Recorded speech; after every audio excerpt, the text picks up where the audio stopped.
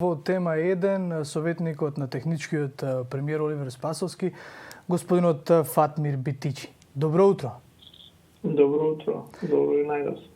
Господин Битичи, ве побарав за вклучување во утрински брифинг со една цел, односно да им објасниме на граѓаните, бидејќи има доста нејасноти за начинот на кој што се аплицира, односно се доаѓа во допир со поволностите од третиот сет економски мерки, потенциомирани така што би требало на некој начин да ја засилат домашната потрошувачка, но да им дадат и одредена мала, барем финансиска помош на граѓаните во овој трет сет мерки.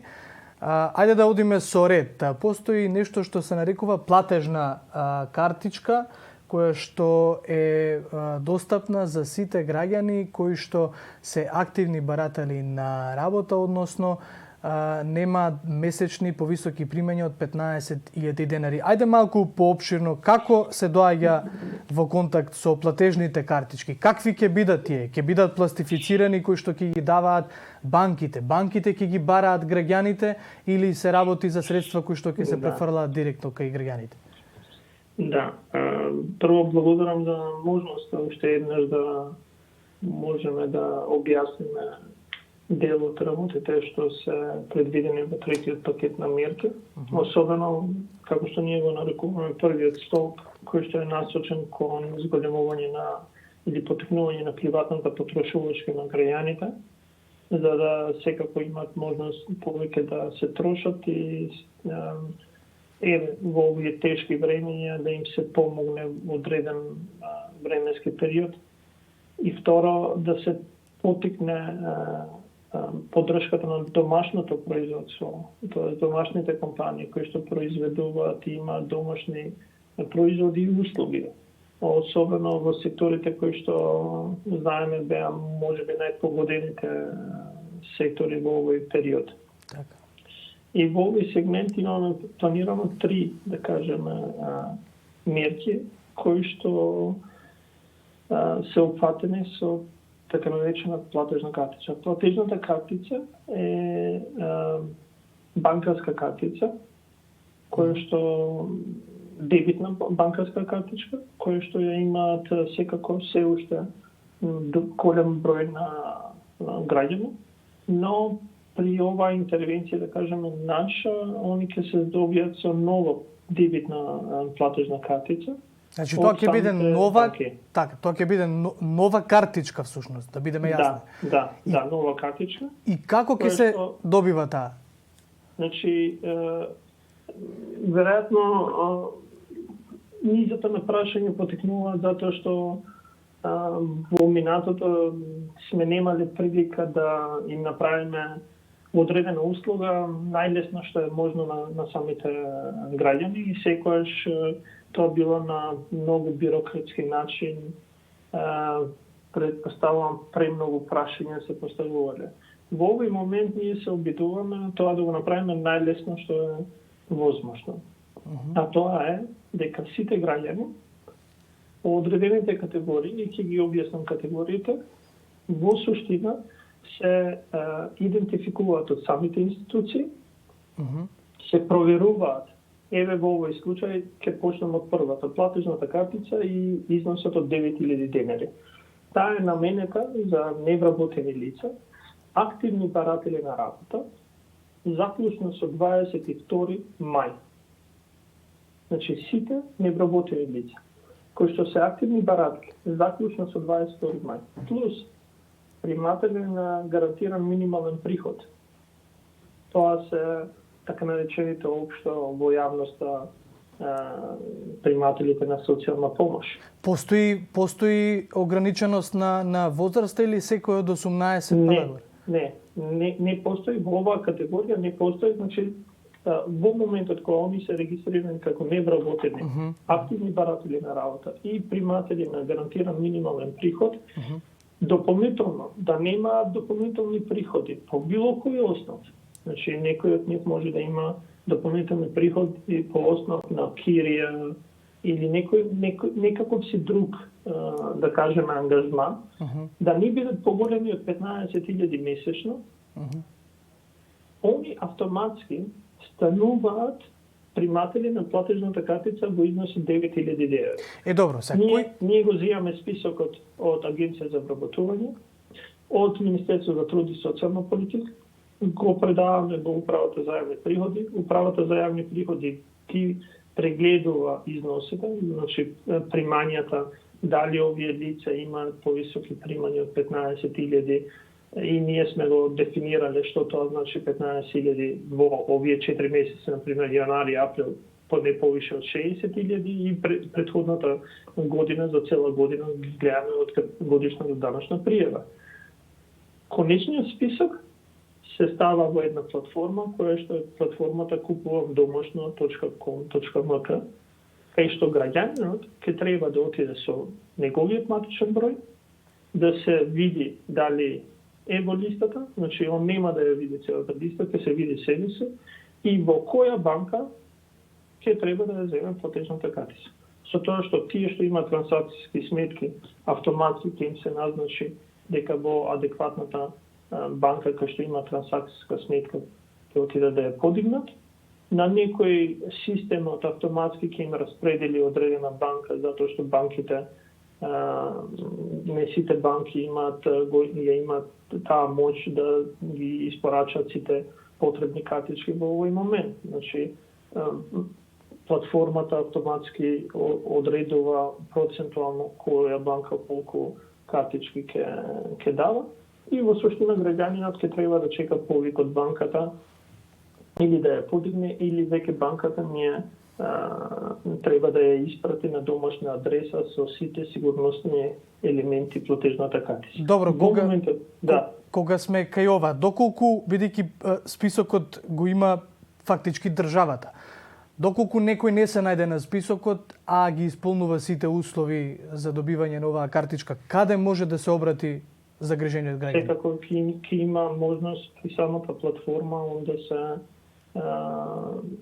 да преку мејл и телефонски да се обрати за да добие одговор. Но нормално, значи веројатноста да лицата кои што ги исполнуваат условите, а велам, лицата кои што ги исполнуваат условите мора да бидат некаде во системот.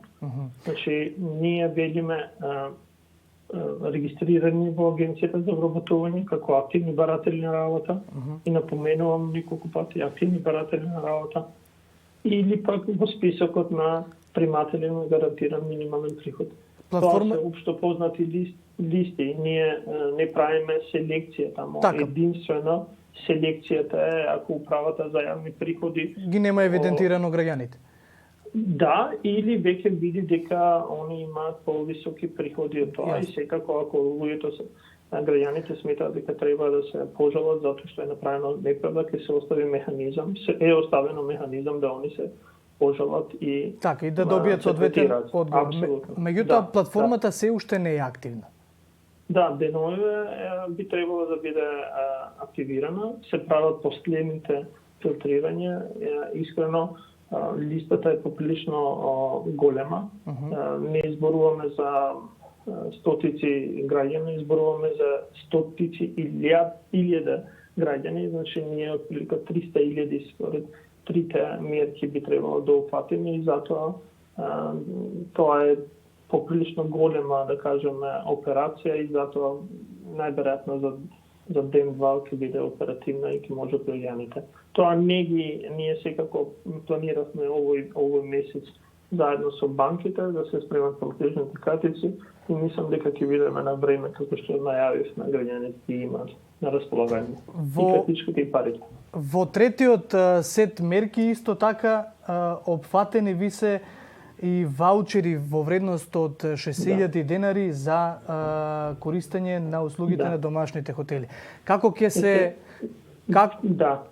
се пристапува кон овие? Кој се може да ги користи овие поволности? Значи, во истата операција која што ја кажа претходно за платежните картици и за категоријата или мерката ваучер за домашен туризам, Граѓаните се оплатени и со дополнителна платежна картица, но вредноста на картичката е 50 евра или 3000 денари. Истата операција ја правиме. Сите вработени граѓани кои што примаат плата до 15.000 месечно или, како што претходно го кажав, јануари до април имале приходи од 60.000, не повисоки од 60.000, и претходната година не повисоки од 180.000 денари, тоа е 15.000 месечно. Сите вработени, без разлика дали се во јавен или во приватен сектор, ќе бидат опфатени. Ние ги вадиме податоците од матичната институција. Во овој случај знаеме дека граѓаните кои што добиваат плати мора да бидат евидентирани преку системот на МПИН во управата за јавни приходи. Ги добиваме информациите и по истиот ден во суштина ќе можат граѓаните да се видат дали сте користици на платежната картица од 50 евра и дополнително истите луѓе кои што ќе ја добијат оваа картичка ги добиваат и ваучерот за домашен туризам од 100 евра. Во моментот се прави интероперабилност на две платформи, затоа што во платформата за домашен туризам ќе треба да се пријават угостителските објекти, дали се тоа хотелско, сместувачки капацитети, туристички оператори, за да граѓаните можат да видат каде може да ги искористат своите ваучери. Но и добивањето на ваучерот ќе биде многу автоматизирано. Значи, они влегуваат со матичен број, ќе видат дека се едни од граѓаните кои што би требало да добијат платежна карта, ваучер, и автоматски ќе им се генерира ваучер со QR код кој што ќе може да го искористат во еден од посочените регистрирани хотелско сместувачки капацитети во државата или преку туристички оператори.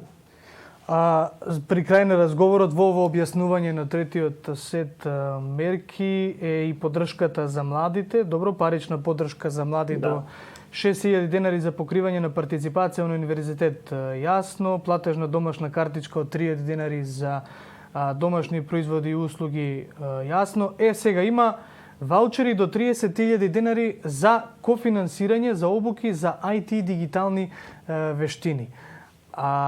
Според вашите проекции, зошто токму IT и дигиталните вештини? Тоа е веројатно, бидејќи не знам дали имаме дефицит во оваа гранка.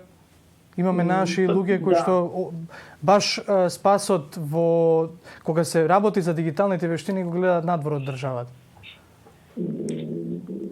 Во суштина ова е новата економија која што ја најавуваме и која што за жал заради пандемијата најверојатно не само Македонија, туку и сите држави во светот ќе се насочат. Влегуваме во нова ера на четврта индустриализација во која што IT вештините и дигиталните вештини се битни за да бидеш вработлив на пазарот.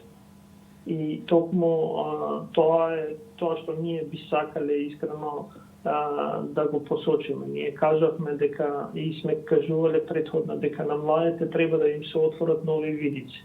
Ние не ги подржуваме за да оваа работна сила биде конкурентна само во Македонија, туку биде регионално и глобално.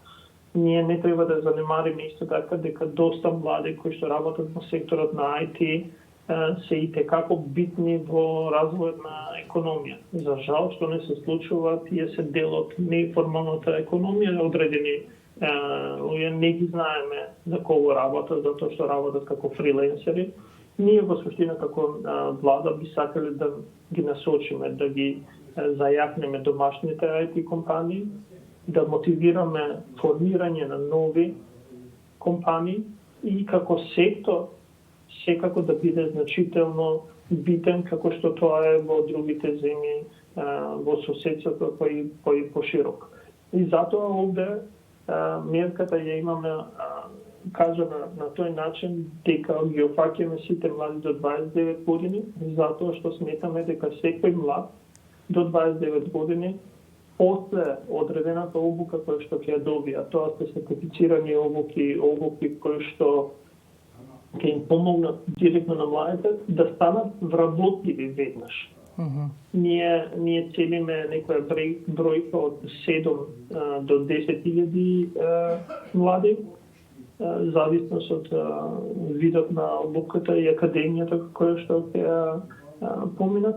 И секако тоа е 7 до 10.000 млади кои што лесно ќе бидат вработливи во пазарот на информатичка технологија. И сметам дека тоа е добро за економијата и секако добра е како поддршка и на целосната економија, затоа што велам новата ера на модерната економија ќе изискува нови вештини кои што во моментот може би одредени компании ги немаат. Токму овие млади лица ќе можат да се најдат како потенцијална работна сила за да им помогнат на компаниите да многу полесно, да кажам, го преминат овој јаз кој што го имаат од традиционалната економија во нова модерна економија насочена кон IT и дигитализација. Така, господине Битичи, ќе ви се заблагодарам што одвоивте време малку да појаснеме како се стигнува до третиот сет економски мерки. Секако ќе ве контактираме доколку и понатаму имаме нејасноти од нашите граѓани, слушателите и гледачите на утрински брифинг кои ни пишуваат на нашите социјални мрежи. Јас ќе искористам приликава накратко само сега се извинувам, ќе навлезам малце во вашиот личен простор, меѓутоа вие сте во домашна самоизолација, откако објавија веќе медиумите дека сте биле во контакт со директорката на УЈП. Се надевам дека се е во ред, дека се чувате. Да, се е во ред. Немам никакви симптоми, но како мерка на предосторожност мислам дека е добро да се биде во самоизолација, да ги сочуваме нашите најблиски, нашите пријатели и секако да придонесеме да не бидеме причина за другите да се заразат. Така, како што реков, ќе стапеме во контакт повторно доколку е потребно. Ви благодарам и вам.